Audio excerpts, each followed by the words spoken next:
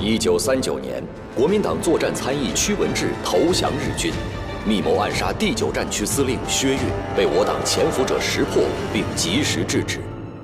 屈文志携长沙布防图逃往上海，欲将重要情报交予日本间谍子爵。只差5秒钟，堂堂第9战区的司令长官就会死在日本人的暗杀计划里，你还有脸说？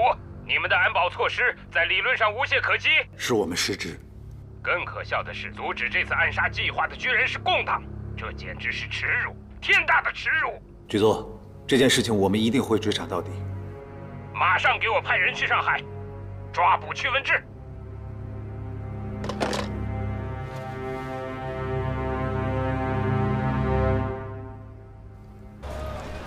上海火车站，日本宪兵队和汪伪76号行动队全副武装，力保屈文志。与此同时，国民党军统派人追捕屈文志，拦截情报。军统上海站站长程惠泽派人刺杀屈文志。要活的。是。一时间，守候在火车站的3方人马剑拔弩张。师傅，去不去爱华医院？黄包车夫布拉克，卖烟的一直在走神。香烟嘞！清洁工只打扫一个地方。哟，还有个熟人呢。袁本刚。瞧瞧，连宪兵司令部的高桥科长都亲自出动了。还有神秘的像是不存在一样的子爵。看来今天这个火车站可真是卧虎藏龙啊！二少，待会要是真的出了事儿，你可千万别轻举妄动，别擅作主张，一切听从云先生的指示，对吗？对对对。香烟。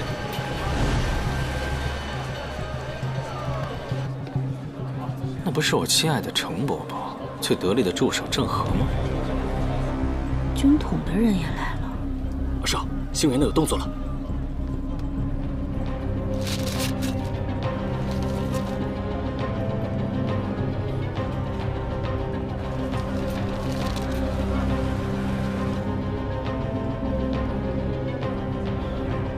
我明白了。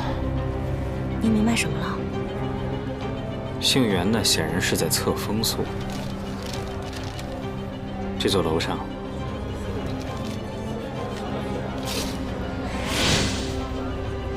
有一个他们的狙击手。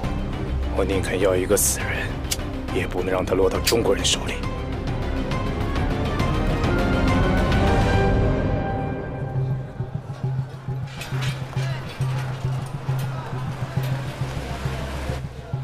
原来是螳螂捕蝉，黄雀在后啊！能让子爵亲自来接的，一定是一个重要人物。76号高桥这俩货啊，肯定是去保护重要人物的。而军统呢，又不想让子爵见到那个重要人物，所以也出动了。他们虽然是来打猎的，不过按照今天这个局面来看，他们反倒更像是猎物。这广场上这么多日本人和他们的狗腿子，这楼上还有这么多日本人的眼线，军统不管想干什么，一定会被包了饺子的。所以啊，咱们得帮帮他们。这可不行啊！云先生一再强调，咱们这个小组唯一的任务就是跟踪子爵，这期间不管发生什么事情，咱们都不能干预。都是中国人，怎么能见死不救呢？再说了，我们现在不想插手，也晚了呀。为什么？咱们这辆车在这里停了多久了？就这么一直停着，人也不下车，不可疑吗？再说了，你能确保楼上那双眼睛没有注意到咱们吗？别动，这帮孙子向来歹毒，就算没影的事儿都能给他做实了。何况，咱们还确有其事呢。可是咱们只有3个人，3个人就干不成大事了吗？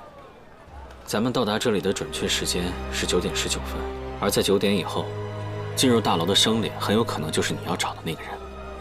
干掉狙击手以后，你就在那儿盯着，等广场上一乱，你就把姓袁的给我毙了，然后立马就撤。香烟嘞！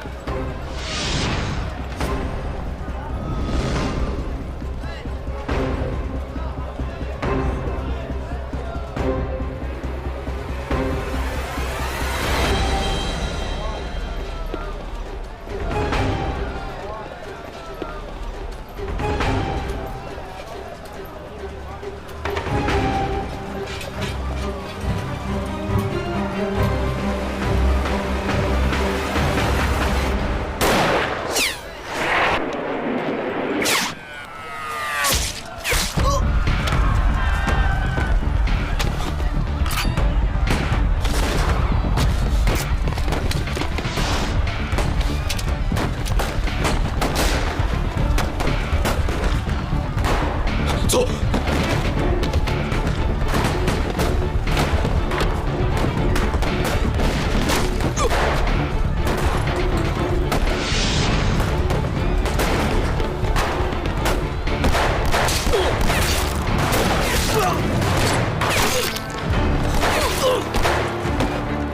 子爵的目标太大，要是临时出了什么状况，他肯定不会亲自出面。你去盯着徐美嘉，他有什么可疑的情况，第一时间汇报。是。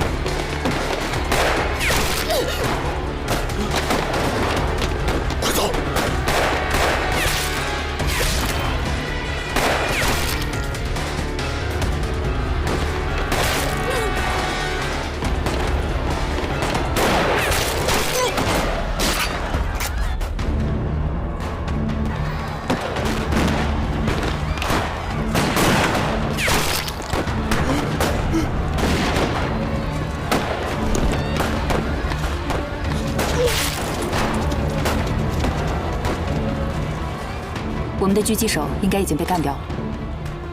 实行 B 计划。是。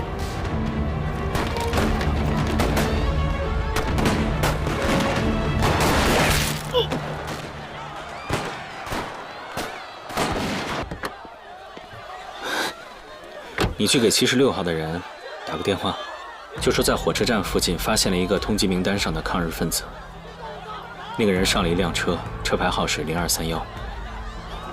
那不是子爵的车吗？对啊，就是让他们狗咬狗。那帮狗汉奸一听说有功可立，肯定会死死地咬住子爵，这样我们才有机可乘啊。你为什么要帮助子爵？那个重要人物根本就没死。不可能啊！我亲眼看见他被人打死的。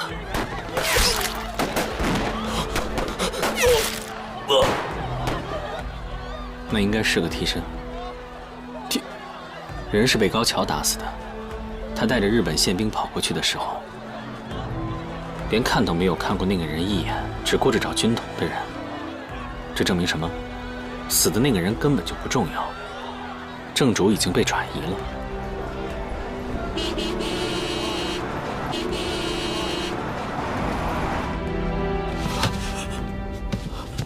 不好意思，曲先生，委屈你了。徐小姐，他们不会放过我的。这次不成还有下一次，下次不成还有下下次，总之是不会放过我的。我一片诚意，你们一定要保证我的安全呐！二少，我觉得你分析的太有道理了。广场上乱起来之后，徐美嘉一个人下了车，上了图司红酒房的运货车。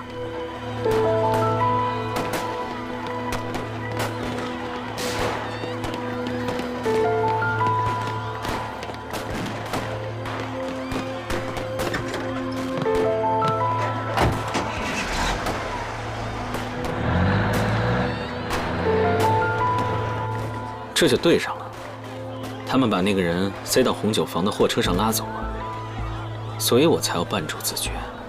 咱们可千万不能让他看见那个人。这跟咱们的任务没有关系啊！咱们今天犯的规已经够多的了，这要让云先生知道，咱们都吃不了兜着走。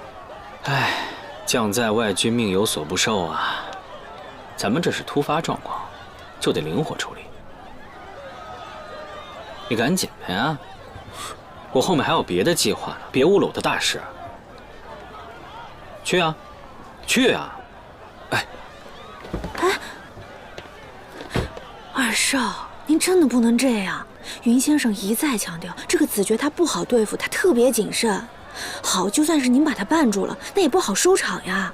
这万一是查到您身上来，您和云先生不就都暴露了吗？我刚才为什么让小周用那把枪呢？把校园的毙了。那是军统特工的标配。您不会是想……日本人的狙击手是军统的人干掉的，打电话给76号举报子爵的人，当然也是军统的人了。谢长官，谢长官，我取了赏金，一定好好孝敬你。哎，好，再见。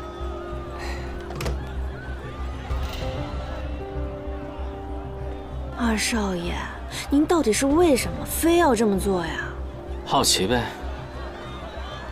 于先生，有突发状况。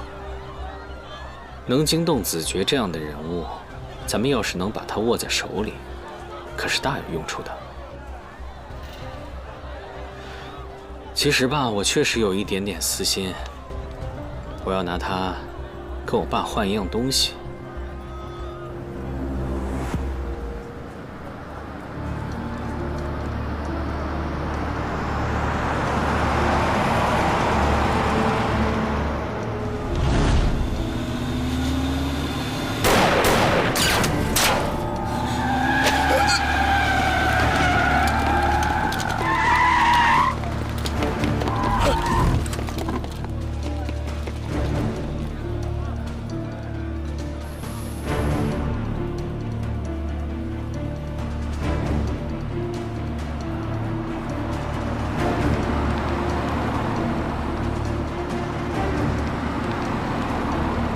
香烟，哎，先生看看吧。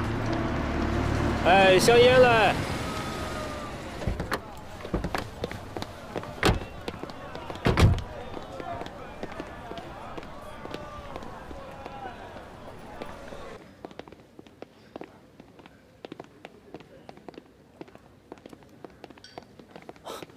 不好意思，先生，楼上的贵宾品酒室都有客人，要不您先委屈一下，先到卡座坐一会儿吧。实在抱歉。好，请。谢谢啊。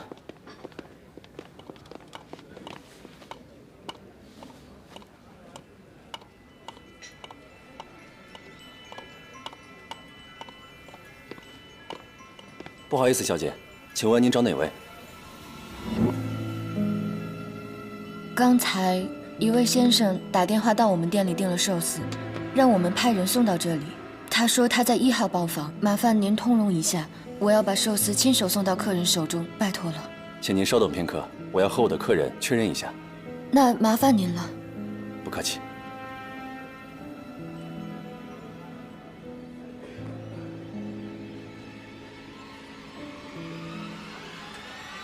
还需要再点些别的吗？你好，请问要喝点什么？Chateau Latour。好的，您稍等。啊，对了，请问洗手间在哪？哦，在那边。好，谢谢啊。麻烦你给我来一样这个。好的，谢谢。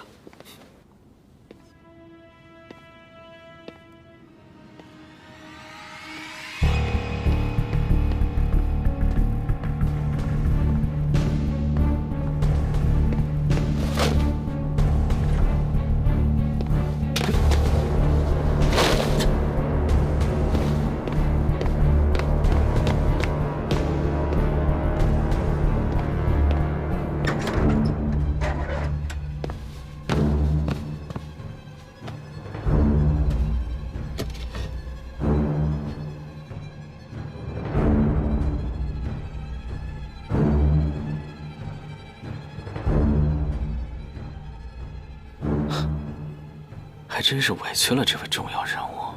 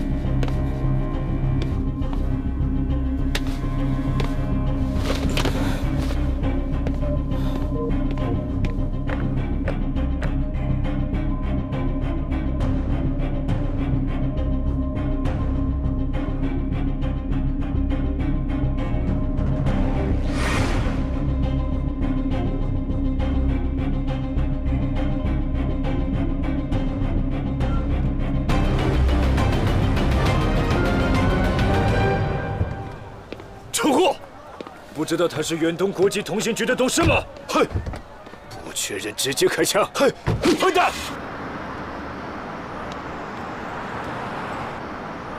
现在，高桥君应该差不多到图斯红酒房了。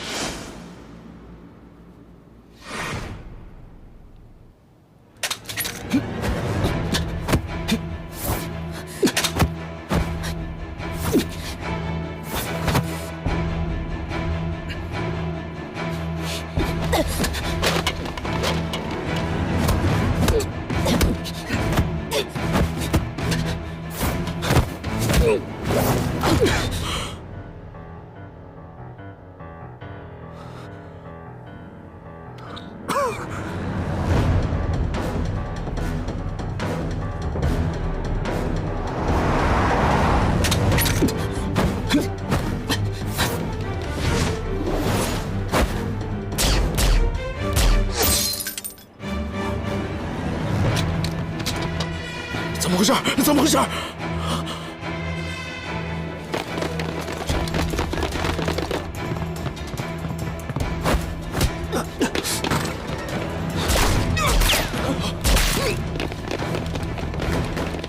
走，走，快走！日本人来了！让开！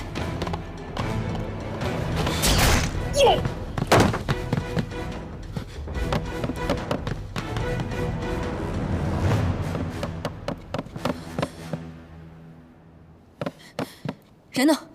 我进来的时候人已经没了。走。别慌，就当什么事情也没有发生过。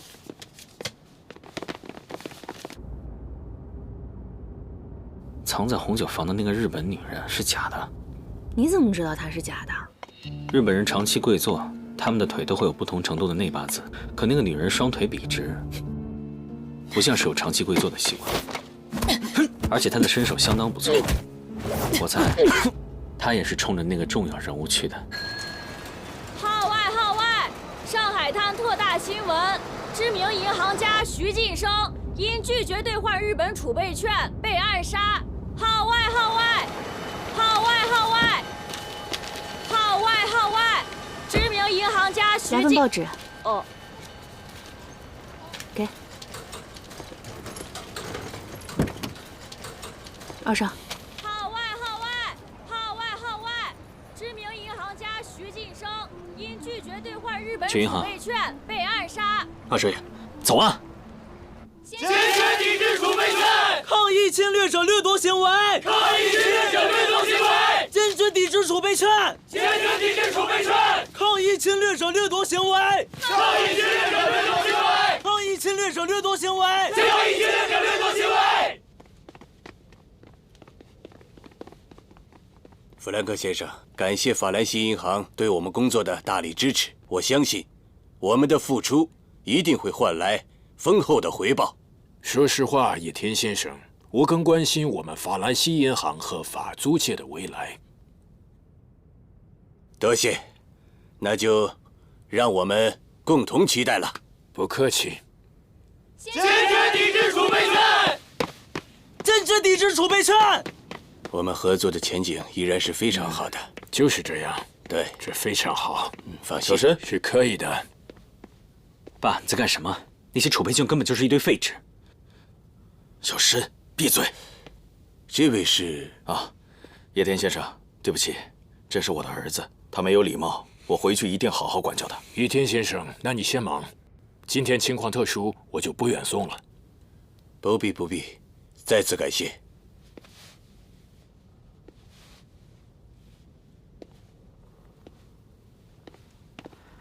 你特意把我支开，就是为了干这个呀？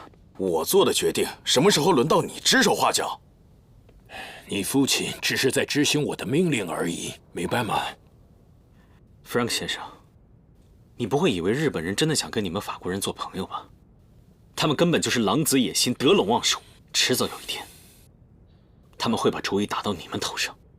这，无知，看来有些事情该让他知道了。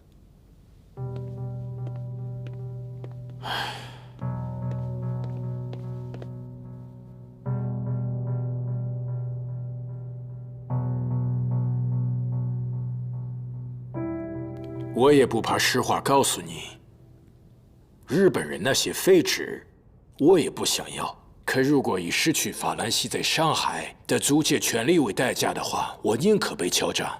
您说的倒是轻巧，可归根结底，他们敲诈的还是我们中国人。我们中国有句古话叫做“慷他人之慨 ”，Frank 先生，你应该知道这是什么意思吧？洪神，我提醒你，你在为我们法兰西共和国工作，你要像你的父亲一样，凡事都以我们法兰西共和国的最高利益为第一优先。Frank 先生，请恕我直言，我是一个中国人，我第一优先的，永远都是我们中国人的利益。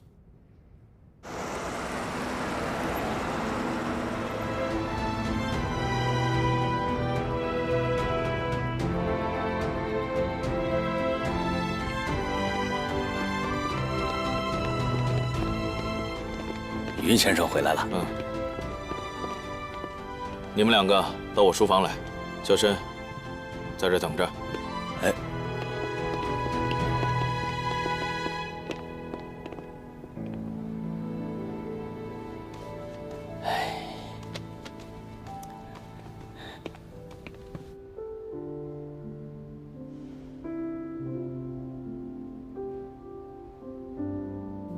爸，我就问您一句话，您到底还是不是一个中国人？当初你要去法国学金融，你跟我说的话还记得吗？张四先生曾经说过，当下救国之良策，教育有花，海陆均有果，而其根本则在于实业。所以我决定了，学好金融，将来走实业救国之路。后来，你自己退了学到上海来找我，为什么？爸，当下这种局势，实业已经救不了中国了，打赢这场战争才是当务之急。您不要再跟我讲什么多个朋友多条道，法国人是不会真心跟我们做朋友的。我今天就问你一句实话：如果我们道不同，怎么样？就只能分道扬镳了。好，有志气。在我回答你的问题之前，你能不能解释一下你今天一连串的愚蠢而且不计后果的行为？我插手军统的原因很简单，中国人就应该帮助中国人。哪怕他们很多的事情我都看不惯。至于后来阻止子爵见到藏在红酒房的那个人，是因为我觉得他很重要。如果我们把他控制在手里的话，那对于我们来说，子爵他是吃素的吗？我告诉你，你现在已经暴露了，包括我在内。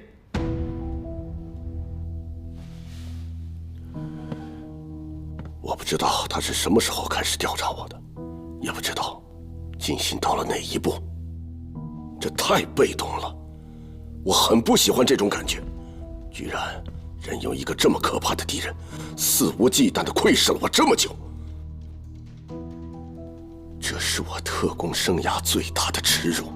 对不起，田中君，是我的失职。我会把这件事情担下来，毕竟说到底，是我太大意了。但是你也要记住，像这样的错误，你一辈子犯一次就够了。我明白。谢谢田中君。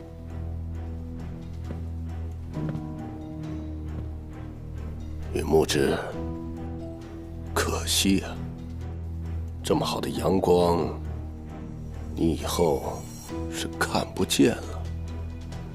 不可能，我很确定他们没有发现我。这笔账，子爵应该会算在军统的头上。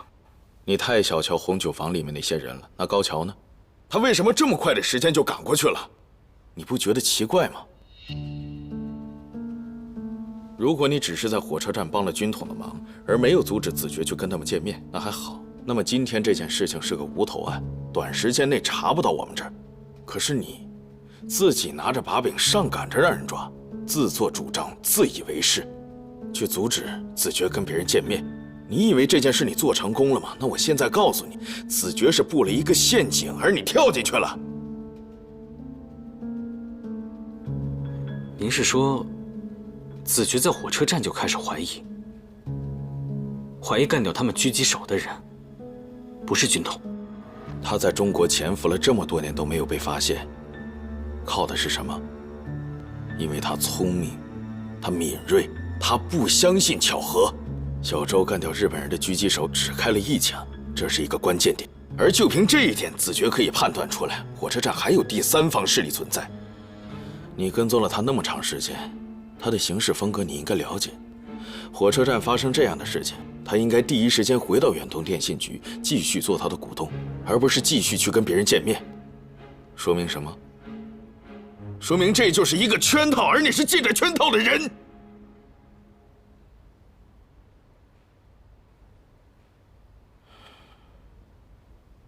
我想问你一句，还能记着我第一次给你布置的是什么任务吗？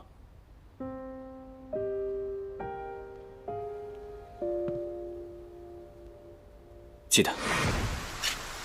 你让我去给一个我不认识的同事收尸，他打入了日本宪兵司令部，在传递情报的时候被发现了，日本人把他的尸体挂在了宪兵司令部的门口。你让我去想办法把他偷出来，好让他入土为安。一共执行了多少次，埋了多少具尸体？37次。在这半年的时间里，我一共处理过68具尸体。我不知道他们的名字，埋葬他们的时候不能给他们立碑。爸，我知道你为什么让我去执行这样的任务，你是想要告诉我，这场战争是有多么的惨烈。可是我不怕，我早就做好付出生命的准备。我以跟他们从事同样的事业为荣，我只希望我能堂堂正正的做一个中国人。我付出的一切，都是为了拯救我们的同胞，好让这个国家得到一个自由。你明白吗？我明白，我当然明白。我知道你做好了随时牺牲的准备，可是牺牲不是最难的，最难的是要眼睁睁看着你的战友在自己的面前牺牲。孩子，你一直想知道我对你隐瞒了什么秘密。我今天想问你，如果我把同样的秘密背负到你身上，你承担得起吗？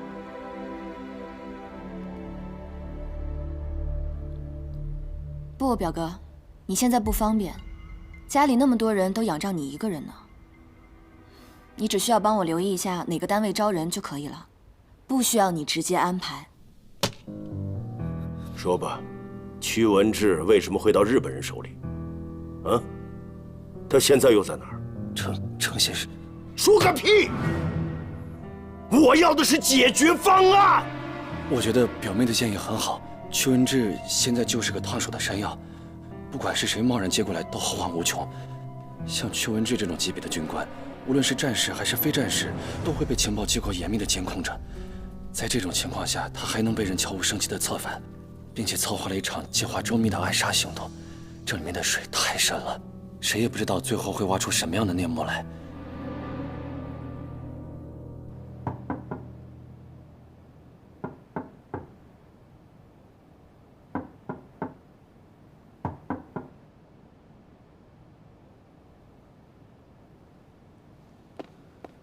文大组长，找我有事儿啊？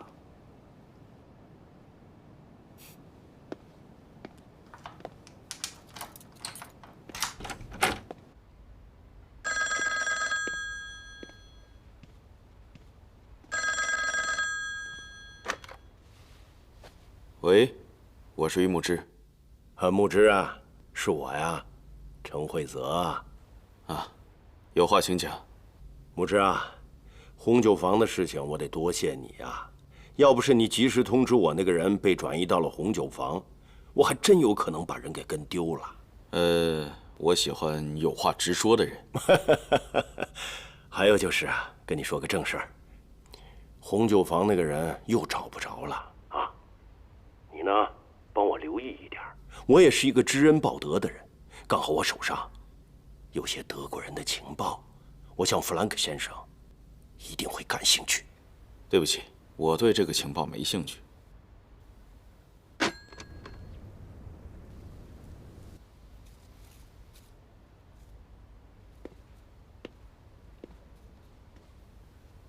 啊。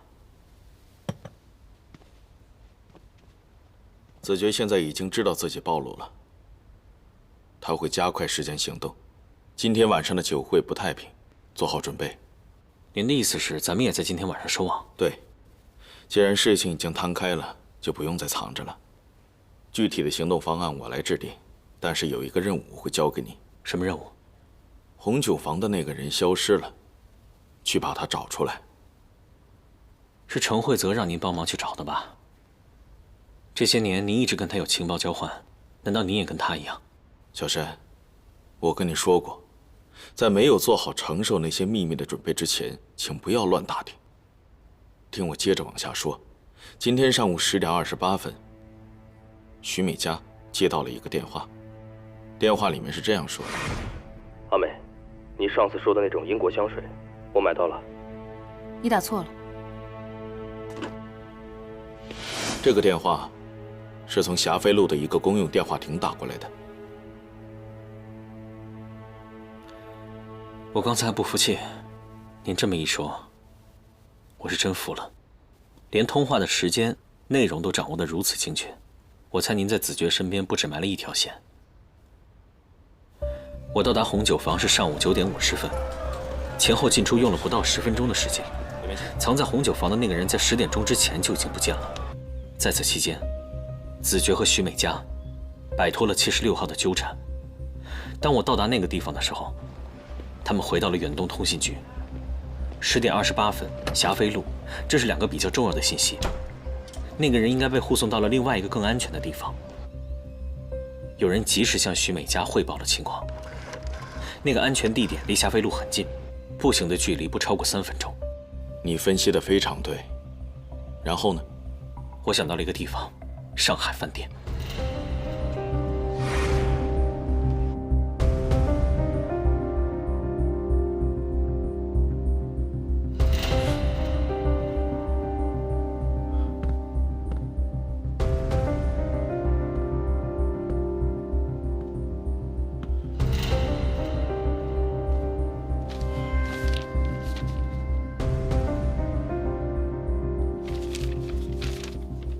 今天上午出了那么多事，子爵肯定不会刻意抽时间去见那个人，但是那个人又十分的重要，所以子爵必须尽快见到他。那个安全地点，即便是他去了，也不会引起怀疑。上海饭店鱼龙混杂，把人藏在那里，既不会轻易暴露，也能让子爵顺理成章地见到那个人，一举两得。如果我没有记错的话，上海饭店后门附近就有一个公用电话亭。没错。啊，离晚上的酒会还剩几个小时，赶紧去把情况落实，第一时间通知我。好。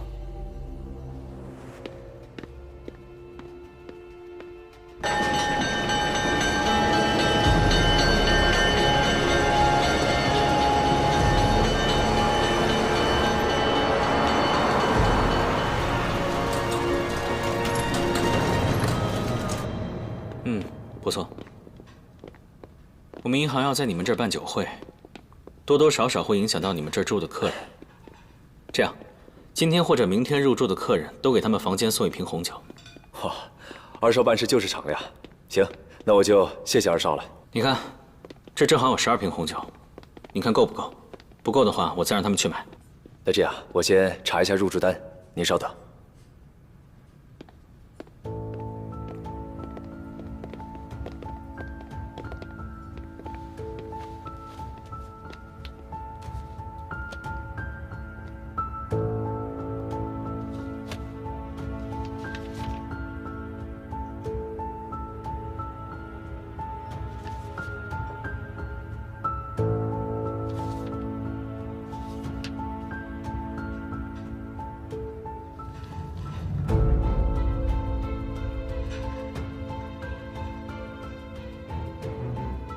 巧了，正好12瓶。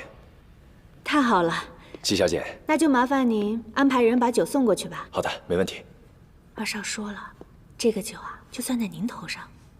这合适吗？嗨，我们二少跟那些客人又不认识，就是帮您做个人情。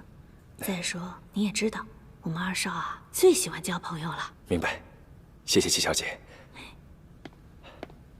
二少，您这个朋友，我交定了。来人，在，抬酒。好的。二少，您先坐着。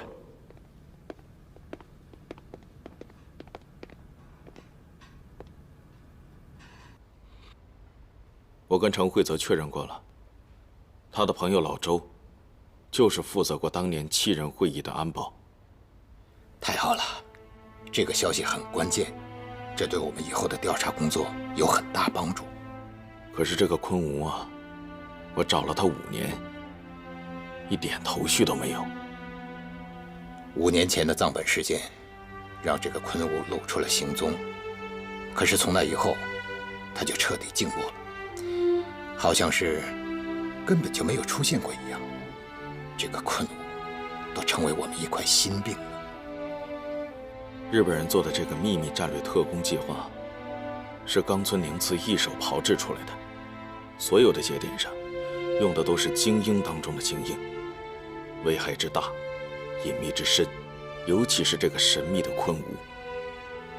是啊，越是神秘的，往往就会越危险。我想过了，这次无论付出什么样的代价，我一定要把这个昆吾给揪出来。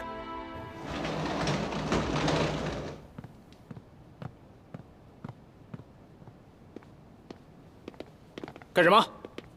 我们经理说晚上有酒会，可能会打扰到客人，所以送了一瓶红酒，表示一下歉意。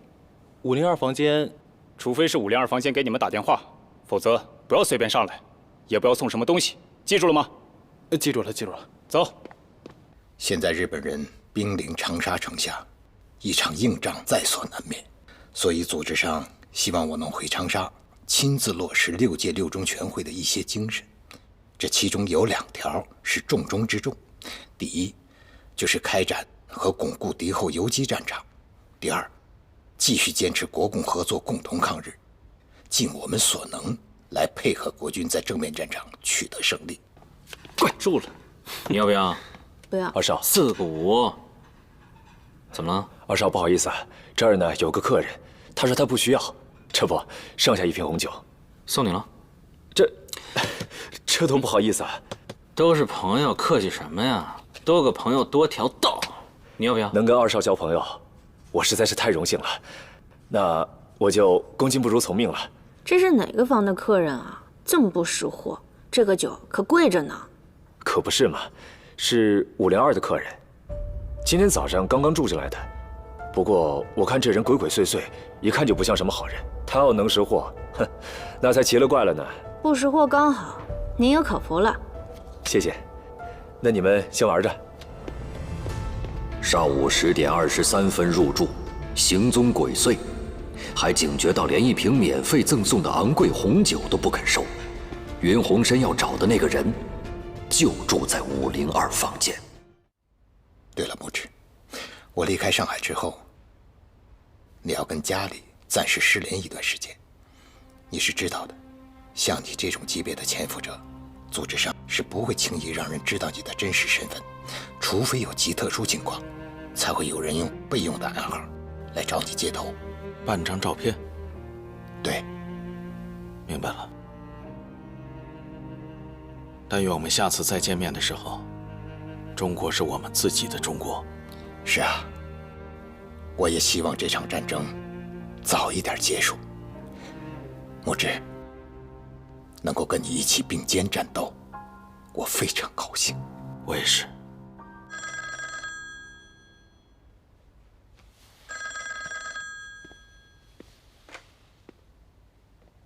喂，哪位？啊，爸，是我。我这边已经准备的差不多了，应该能让您满意。他也笑了好久。对了，爸，刚才我清点了一下，发现漏发了5张请柬。有几个客人还好，都是熟人，您亲自打个电话过去解释一下也就过去了。但是另外还有2位，得正式的地方请柬过去。